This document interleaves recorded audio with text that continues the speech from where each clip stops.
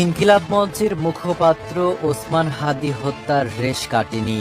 এরই মধ্যেই খুলনায় গুলিবিদ্ধ হয়েছেন এনসিপি নেতা মোতালেব শিকদার। তিনি জাতীয় নাগরিক পার্টির খুলনা বিভাগীয় প্রধান ও শ্রমিক শক্তির কেন্দ্রীয় সংগঠক। হামলার পর অভিযুক্তরা যেন সীমান্ত পেরিয়ে ভারতে পালাতে না পারে সে লক্ষ্যে যশোর জেলার প্রায় ৭০ কিলোমিটার সীমান্ত জুড়ে রেড অ্যালার্ট জারি করেছে বর্ডার গার্ড বাংলাদেশ বিজিবি। সকাল থেকে মেইন পিলার 18/1 থেকে 47/3 পর্যন্ত এলাকায় কড়া তল্লাশি ও নজরদারি শুরু হয়েছে।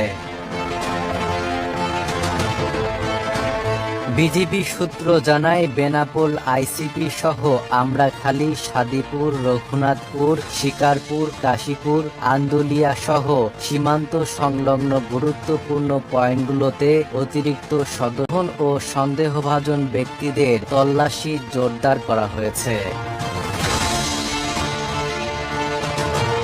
যশোর ৪৯ ব্যাটালিয়নের অধিনায়ক জানান, হামলার সঙ্গে জড়িতদের গ্রেপ্তারে সীমান্তে ঝুঁকিপূর্ণ এলাকাগুলো সিলগালা করা হয়েছে এবং টহল ও গোয়েন্দা নজরদারি বাড়ানো হয়েছে।